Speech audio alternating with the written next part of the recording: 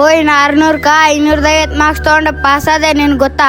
ನಾನು ಪಾಸ್ ಆದೆ ಕಣೋ. ಓಯ್ ನಮ್ ಕ್ಲಾಸಲ್ಲಿ ಎಲ್ಲಾರು ಪಾಸ್ ಆದ್ರು ಕಣೋ. ನೀನ್ ಒಬ್ನೇ ಕಣೋ ಫೇಲ್ ಆಗಿರೋದು.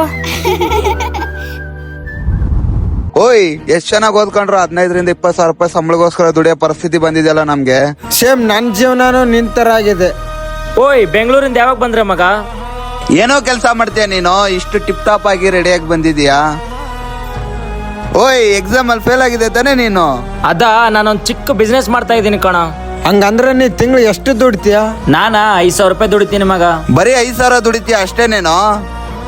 ಅದೇ ಮಗ, ದಿನಕ್ಕೆ 5,000 ರೂಪಾಯಿ ದುಡಿತೀನಿ ಮಗ. ದಿನಕ್ಕೆ 5,000ನಾ? ಅಂದ್ರೆ ತಿಂಗಳು 1.5 ಲಕ್ಷನಾ?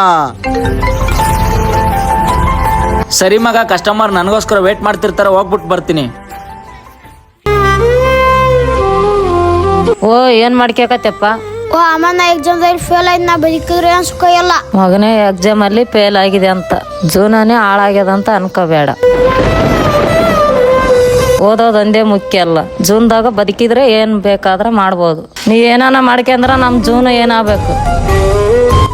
ಆದಷ್ಟು ಈ ವಿಡಿಯೋನ ನಿಮ್ ಫ್ರೆಂಡ್ಸ್ಗೆ ಶೇರ್ ಮಾಡಿ. ಫೇಲ್ ಆದ್ರೆ ಜೀವನನೇ ಇಲ್ಲ ಅನ್ನೋರ್ಗೆ ದಯವಿಟ್ಟು ಈ ವಿಡಿಯೋನ ಶೇರ್ ಮಾಡಿ.